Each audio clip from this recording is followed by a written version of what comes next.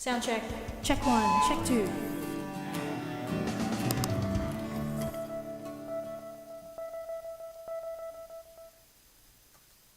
Adam! Hello. Oh, that was one way to start a show, I can tell you. You were probably unaware, but I think you probably could see on Zoom, which is what we use to connect, that I hmm suddenly dropped out. Did you notice that? I did, yeah, just for a quick moment. Ah, there we go. It never ceases. We talked, didn't we say at the very beginning of the before the show? You know, it's always the technical stuff. It's always the technical stuff that makes these Always hangs something. out. Something has to happen, you It, know. of course, it something has to happen. Adams, thank you so much for coming onto the show. You and I met last year at the International Congress of Voice Teachers, and I did attend your talk because I too have an interest in working with neurodiverse people, and your talk was on creating, and I'm not going to get the term right, a universal Can you? What is the hmm exact term? Yeah, you're right on the right track there. Was I? Universal design for voice teaching. Yep. I got the universal bit right. I wasn't going to get the rest of it right. So I'm glad I stopped at universal. Adam, I wonder whether you might take a moment just to introduce yourself to our audience and tell us a bit about yourself, and maybe then lead into talking about how it is that you came to be interested in working with neurodiverse singers. hmm Yeah. Well, my name is Adam Moxness. I am a assistant professor of musical theater voice at Viterbo University here in the United States in La Crosse, Wisconsin, where I spend my whole day teaching singers how to sing. We were just chatting a little bit earlier with Dan. I teach roughly 40 to 50 voice lessons every single week. They're usually about 30 minutes, so quite a lot of time I'm spending in the studio space. I grew up actually in Chicago. I did my undergraduate, which is actually not in anything really to do with singing. I have a graphic design degree and a music degree. Um, and then I also have a master's from Boston Conservatory in musical theater vocal pedagogy, where after I graduated, I went right to Viterbo, where I now teach full-time voice all day long. I'm glad you Um, said the word Viterbo because I wasn't quite sure how to pronounce it. But a lot of people will say Viterbo yeah, or yeah, like, yeah. That's all sorts of I would have pronunciations. gone about it all the wrong way. I can assure you. Viterbo, is that a large college? I mean, it obviously has a large singing faculty. If you're doing 40 to 50 lessons a week, that's massive. Yes, well, that's broken up because I'm teaching every student that I teach, I see twice a week.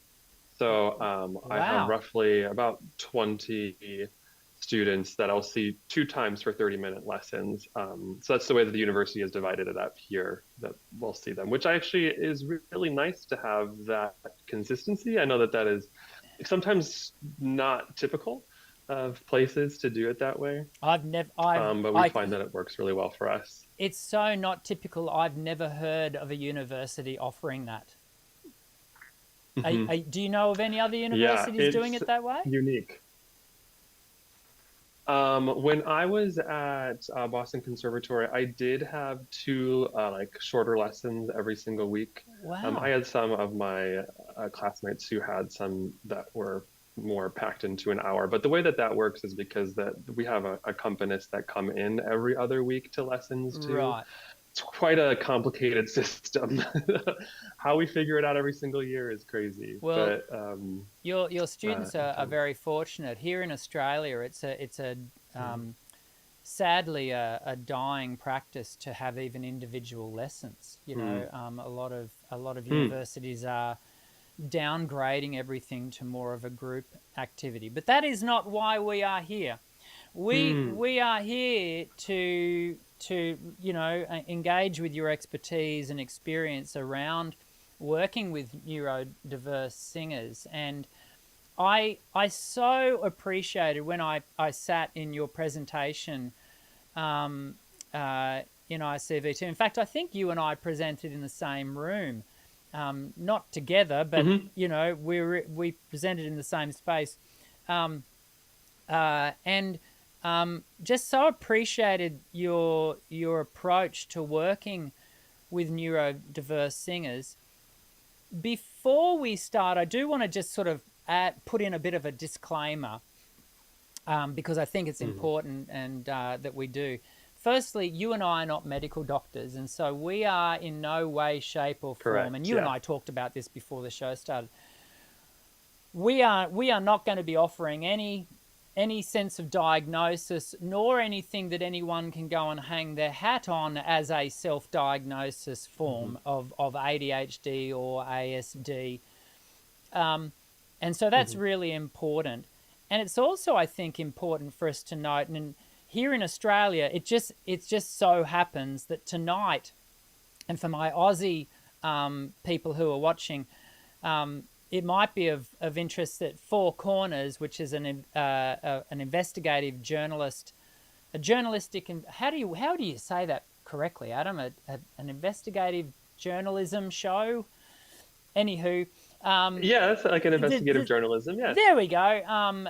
Four Corners is doing a show about ADHD in Australia and rates, etc.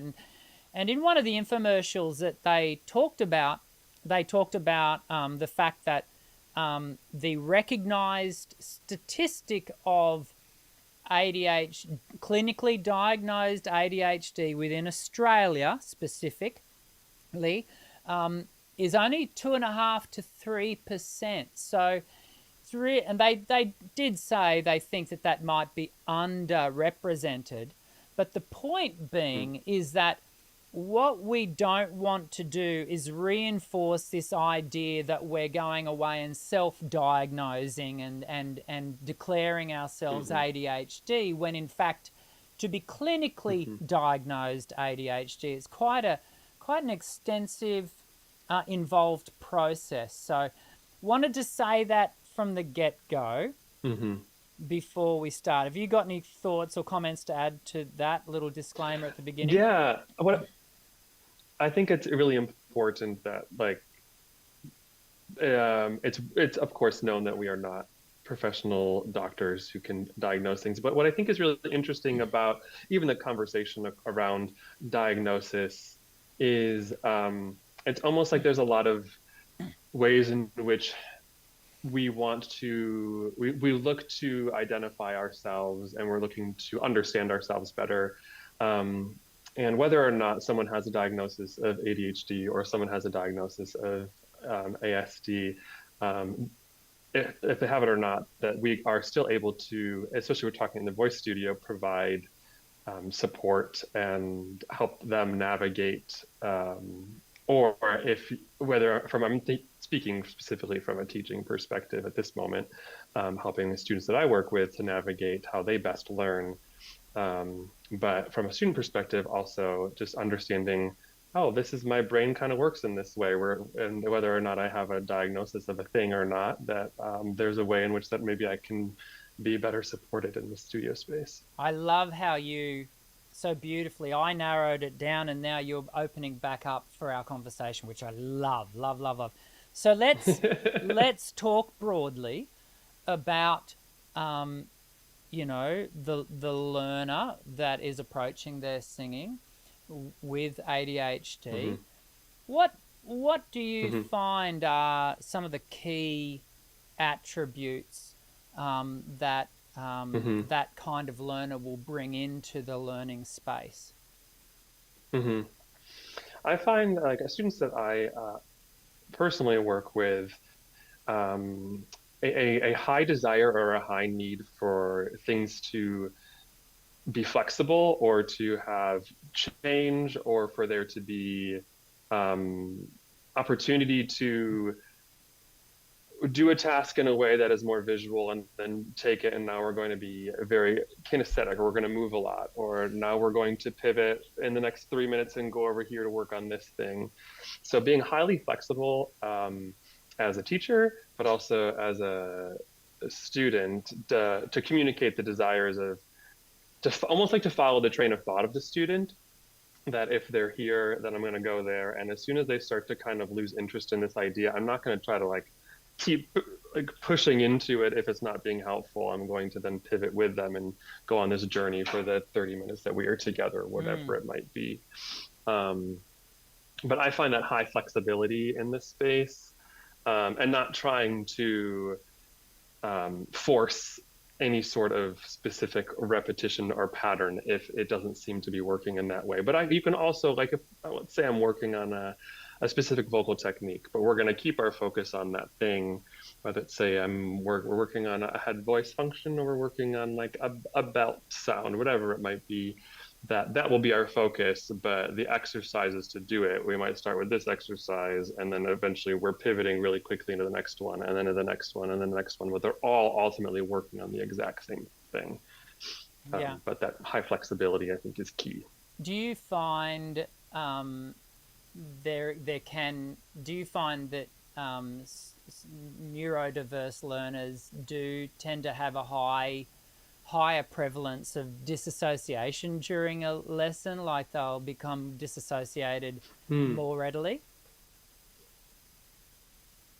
Yeah, I think it depends. Because when I think of somebody who maybe is, whether they're someone who's diagnosed with ASD, that they might have a more preference for hyper or more routine, just way more structure in the studio. Yes. And if it's really structured and the plan is very clear, we're going from A to B to C to D, and that is laid out before the lesson even starts, that individual doesn't necessarily seem to have more of the disassociation happen unless they're not interested.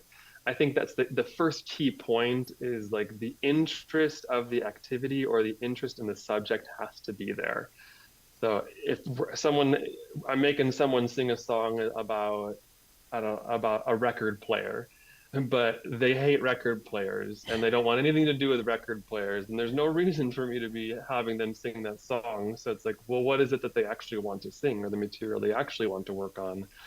And that would be the place to even begin. And getting them, having students to be like, they're choosing the material or choosing the engagement of the task. I guess that speaks to, doesn't it, the need for a really open two-way communication between student and teacher, because as a teacher you can't, firstly, to use your example, can't know that someone hates record players unless they openly state that. Do you think that recognizing that open communication, that the challenge of that is that not necessarily with ADHD, but perhaps with ASD, the opportunity to be open and direct in communication can be a challenge. How can both teacher and student work through that, do you think? I think there's a level of making sure that you understand the wants and the needs of the student, and that comes with time too. Sometimes like a basic intake form can definitely be helpful if a student or even a student's family or guardian is able to fill that out. The more baseline that you can start with understanding someone's likes, even like things like what's this person's favorite food, or what's this person's favorite color, or does this person like to be outside a lot? What kind of lighting does this person like?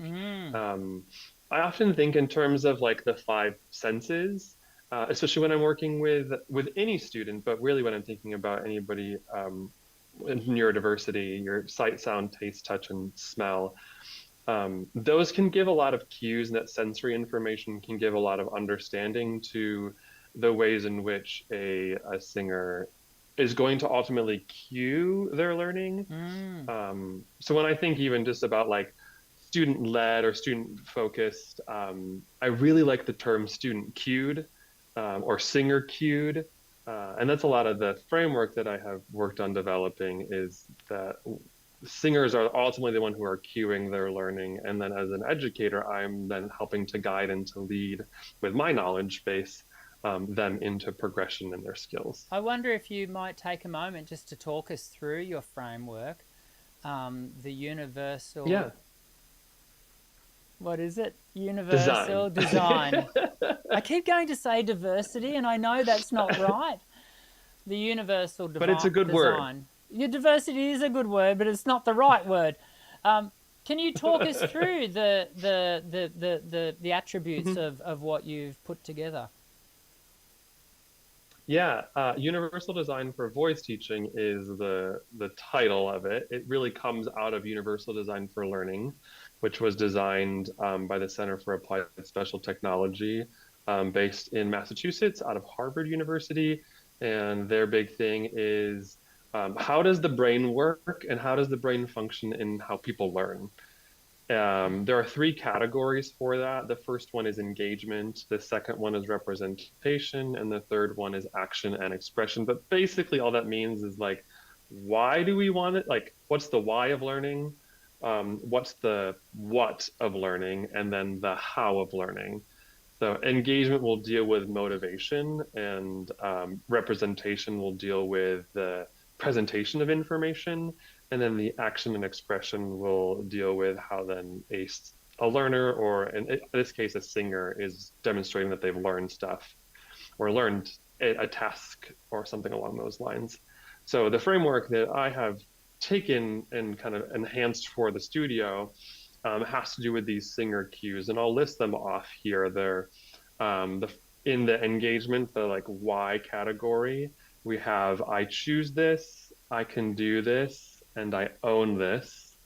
In the representation category, we have I identify this, I understand this, I connect this to that. And then in the action and expression category, we have I do it like this, I express it like this, and I progress like this.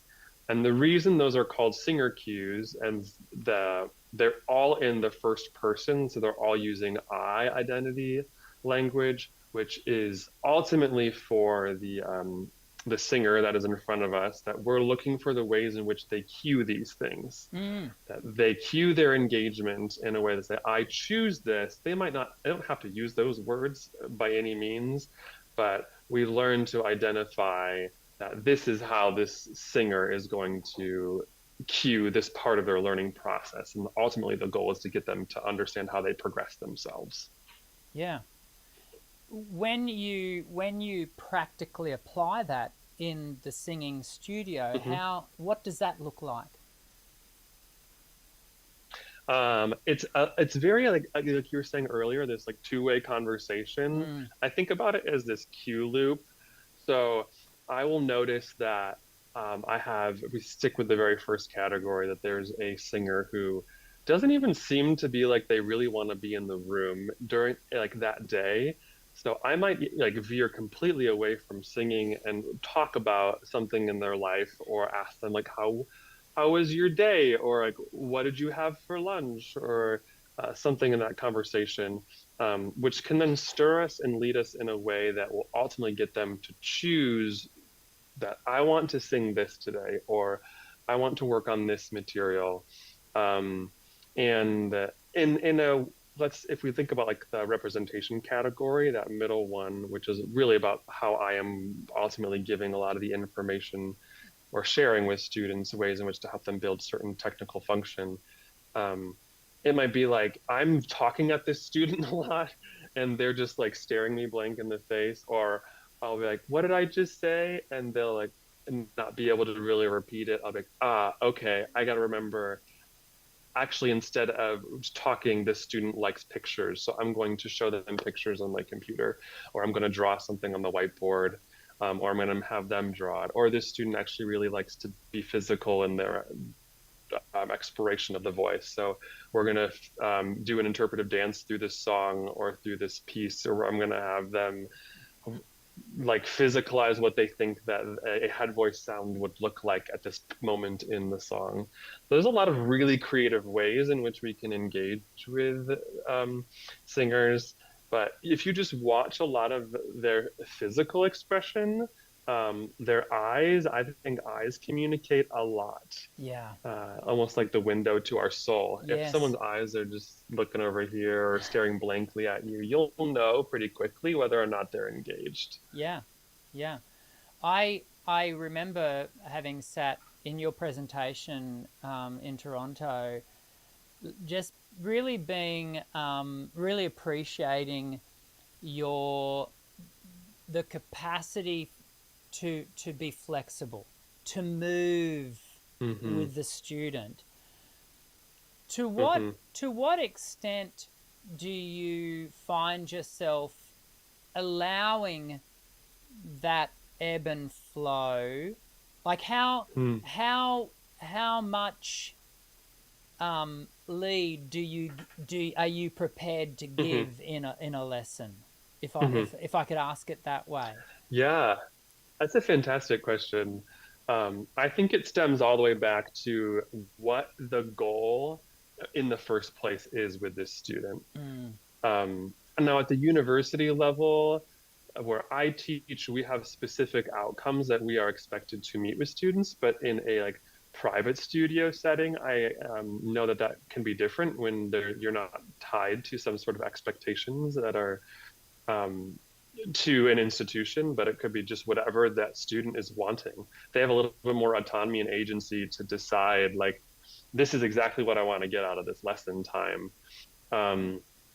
So I think that it is important to understand what the goal is in the first place with the singer. And then if they've said, I want to achieve this thing, that I'm going to do everything in my power to help them to get there, understanding that it might not be A to B. It could be A to B to C to D to, we could just be bouncing all over the place, but we're still moving in that direction. Yes. Because sometimes, like, I might think the fastest way is going to be to go, let's go from here to here. But in that student's brain, that they need to travel a little bit this way. And like failure, I put that in quotes, really needs to be part of the process. That if we don't fail, we don't really learn. But when students have the experience of failing or not meeting the expectation that they had for themselves, then that is where we find a lot more success. Yeah. I have experienced and truly believe.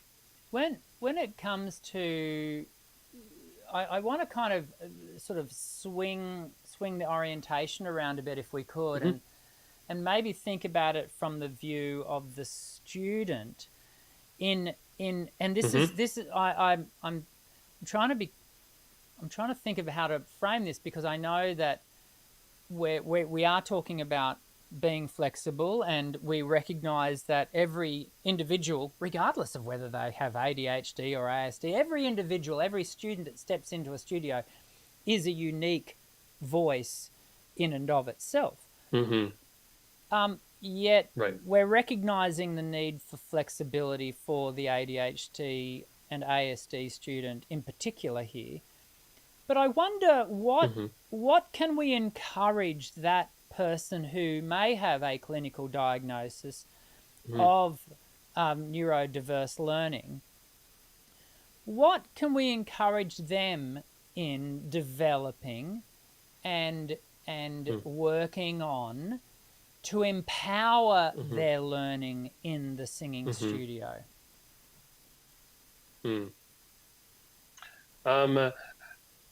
I think it is actually, I think it's very helpful for people to have a diagnosis, because it gives you a lot of information that is just accessible to you. And then bringing that information to a teacher that you trust, and into the capacity that you want to, again, have complete agency and autonomy to say and whatever you feel like you need. But the more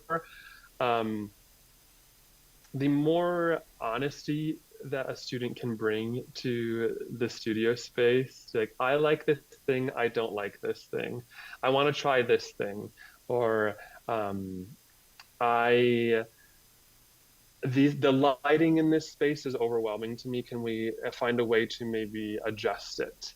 Can we take some of the clutter off the wall because that's difficult for me and when I'm trying to focus. Um, and I think for students to also, with that person that they trust, to have the freedom to be like, that I tried that last week, but that didn't work for me. Can we try it this way this week? Um, I don't ever believe that there's like a one size fits all, and every brain is so different, and every person needs things that are different for them. But to try on different things and to see how it feels, and then to if it worked, try it again. Maybe it'll work that next day. Maybe it won't work that day. Yeah. I hear you, just bringing us back to that open communication, because in some respects, and I say this in defense of teachers, a teacher can't know what they don't know. And in fact, I had in the lesson prior to today's live hangout, I had a student come in and we had a really open conversation about their progress.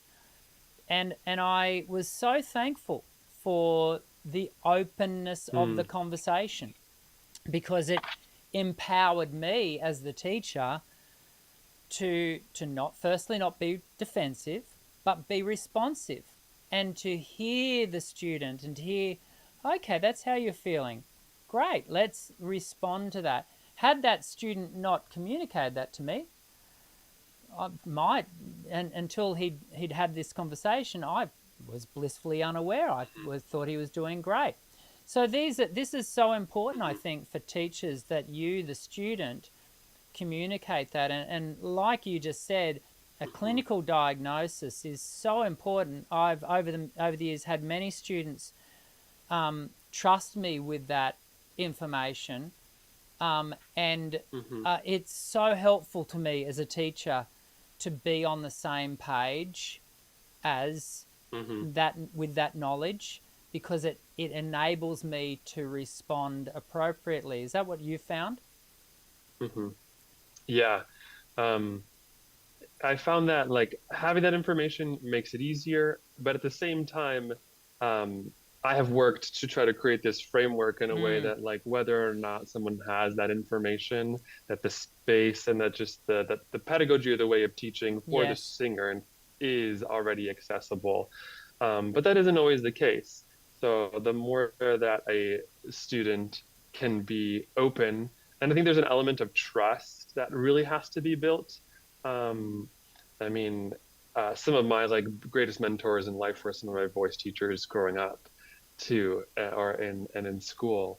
And so I see that as my responsibility now in this space, to provide a place where my students feel safe and feel empowered to bring their concerns, their thoughts, their feelings, and to really unashamedly be themselves in that space. And I think that's a lot of kind of what we get at here, is that in social settings or in these different places that people can feel like they have to put a lot of masks up and put a lot of things on to be something to the world. And hopefully the studio space is a place where they really feel like they can take those things off, because that is where ultimately as a student you will find so much success in singing, because you're not trying to manipulate anything to be something, but you can continue to discover more of who you are in that space by making all. I think the voice is so intrinsically connected to our identity, because it is the way that we express ourselves. At least the majority of the world will express themselves verbally. Absolutely. I think that speaks to, this is a good opportunity to bring in a comment that's happening in the live chat from Turbo Absurdum 3849. Gatekeeping neurodivergence is far more prevalent among neurotypical individuals. To some degree, it needs to be okay to use tools and toolboxes that simply work for someone. Is that what thoughts have you got to that comment? Yeah, I think that there's like this conversation about neurodivergence and neurotypical that a lot of it is like systems have been developed in a way, I think, that have created a very specific way of this is just the way things are done and have been done. And either you're in or you're out. It's kind of these in and out groups. Yeah. Rather than there being a toolbox in a way that is like I'm constantly trying to add to the toolbox to be able to give more tools and more accessibility to any individual, specifically neurodiverse individuals and students who have often been left out of conversation in the creation of even said tools. Yeah. And that's also what I think is lovely is like I want to, as much as I can, have conversations with the students that they would be the ones providing information. Like, what is it that you need or that you want? Or that's why we look at them cueing their learning. So that way it's not, I am an authority figure going to put this on you. You need to do it this way. I think that is not, in my opinion, the best way to approach things. And I would go further to say it's actually not the best approach to any singing lesson with any individual, I think. And I do remember having the thought, you know, while I was listening to your presentation and think to myself, this is actually applicable to everyone, you know, and in one sense, when we apply something like your universal design learning approach, you can actually effectively apply it to every learner, and in that sense, everyone becomes neurodiverse / neuro, like it becomes the normal, and I often think this in regards to working with I work with a lot of trans students. And I work with a lot of,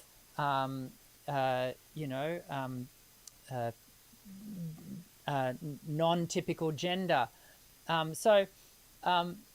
But I think I in some regards, I don't approach that student any different to what I do any other student, simply because I do try to approach every individual as a unique voice. Do you find yourself just applying the universal design approach to basically this is just your practice? Yeah. Whether the students that I work with know it or not, I am constantly kind of cycling through these ideas. And, you know, I also recognize that for me, sometimes I am not the best at it, or I'll fail at it in ways that like, oh, okay, I could have done that better. But I think that we are all lifelong learners, and the goal is that we would continue to change our craft, and that people continue to change and grow and shift, and they're different as they change and start to see the world differently or understand themselves differently. So the more that the pedagogy or the teaching methodology can continue to also expand with the nature of people and ourselves, I think is essential. And that's what this framework has aimed to do. So yeah, I am always using it. Yeah. It's, you know, in a singing lesson, there are actually two learners in the space. and when you do have a singing teacher who considers themselves a lifelong learner, they are in the process of learning as well. And you know, I think one of the most effective ways to learn is to teach, because you have to really know what you're teaching, as in from the content point of view, but also that process of delivering that information, which is what we've spent the lion's share of today's discussion talking about. I wonder if I can. I'm just going to bring up the Q&A. Sorry, not the Q&A. the poll, which we've had 19 votes for, and if Rebecca, we have one of our regulars is usually in the chat, and she usually puts up a drum roll for us to end the poll. But I can't see Rebecca in the chat, so we're going to need someone else to put the drum roll in. But the question, just going back to the question, and I want you to maybe talk to this before we do finish and close the poll and finish the show. What helps you learn singing best? Clear step-by-step structure, freedom to explore, visual demos and examples, and short bursts, frequent breaks. What are your thoughts to that? And it's always, these polls are always just a very generalized bit of fun. What are your thoughts to that question? I love the question, and I would say, which is interesting for me, I would say yes to all of them because I change depending on the day. I might want something one or the other. It's funny. Everyone accuses me of never having a all of the above option because I very often ask a question where everyone wants to go, but I want to tick all of them, and my response is always, YouTube does not permit that. YouTube only allows 4 options, and we have to choose one of them. If you had to choose one, and we've got our drum roll, so we will close it up in a second. Thank you, Linda, for putting that drum roll up. If you had to choose one, Adam, which one would it be? I would say freedom to explore. Okay, right. What helps you learn singing best? That's awesome. Thank you, Patricia, for the drum roll. We've got lots of drum rolls. What would I choose? I think I would choose... I want to respond with all of the above as well. I think I would probably find... I'll have to talk to the administration about this process. I would fall into the category of clear step by step. I think I'm a very structured learner. I must admit that is my typical go-to for teaching. But can we? I'm going to end the poll so we can see the results, because you can't see the results yet. But I'll show you what the results are. Here we go. With 20 votes, clear step-by-step is 45%. Visual demos and examples, another 45%. The freedom to explore, 10%, with no one saying short bursts with frequent breaks. Isn't that interesting? I mean, it's a straw poll of 20 responses. But really interesting results. Thanks everyone for participating in the have you got any thoughts to that comment? I think that with no one responding short bursts and with frequent breaks, I feel like it could be when you're passionate about something and when you're really excited about doing something, like you want to do it and you want to dig into it. So I can see why that would be a 0%. And the shared with the clear step-by-step and visual demos, that also makes sense to me with the it's almost like one's talking about structure, one's talking about the display of information, the process, the delivery. And we should and then the freedom to explore. You're just like the cherries in the cake. All of the above. Let's just all of the above. And one final question before we start to close up the show, because as I said to you, it goes very quickly. We're nearly finished. So fast. We've been asked, are Dan and Adam lyric or spinto tenors? How would you classify your voice type, Adam? I actually would classify myself not as a tenor. believe it or not. How would you I would classify? class myself. I always would say I'm a barytoner. Baritone. I'm like right in this in between. Yeah, okay. Yeah. Yeah, yeah. Um, I very baritone really, but I have some tenor notes. oh, lucky you. That's probably the voice type if I got to choose at birth. That's the voice type I'd go with. Which everyone goes, why? You know, because I can sing up with the canaries, but I don't have the depth that you baritoners have. I would love the warmth. Loosely, Aaron, Aaron, I don't. How do we pronounce that? I don't know. Loosely, I would just refer to myself as tenor. But there you go. Thanks for coming on the show and having a chat. I really feel like Yes, thank you. we've been able to deliver everyone some really good information. Do you have anything to sort of put a neat bow on it? Anything that you want to leave us with? Yeah, I always want to encourage people to think outside the box.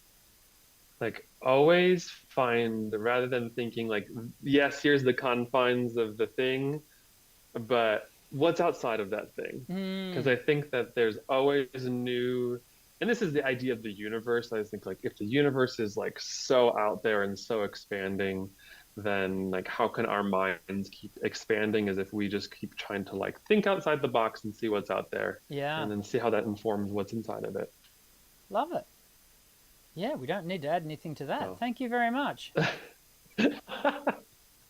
Yes, thank you so much, Ed. I really appreciate your time. Really, it was. Thank you for inviting me to be here. It's my pleasure. Oh no, thank you for saying yes and coming on at close to midnight your time. So we're all very No thankful. worries.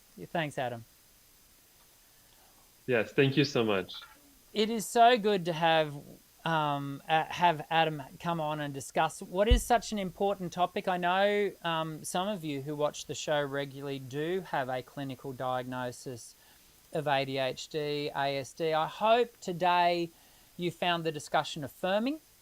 That was certainly our intention. And reaffirming that, the way you're processing your learning as a singer is important, and that my encouragement to you is to keep engaging with your voice regardless of how your brain wants to do that. Find your path and walk it. I hope you've enjoyed today's live hangout. Please leave a thumbs up if you have, and of course if you're watching this as a replay, and you are still watching, which is impressive because it's been nearly 50 minutes worth of viewing, leave a comment if you've got anything you want to add to the conversation, and we very much look forward to seeing you next week, during which we will be doing a Q&A. I'm happy to report we've got another two special guests lined up for later in the next May, June. So make sure, if you haven't already, you make sure you subscribe and hit the white bell icon just so you get reminded of when the show's going live, which is every Monday at 1 p.m. Australian Eastern Standard Time. Have a great week, everyone. I look forward to seeing you next time. I'm Dr. Dan. Sing well.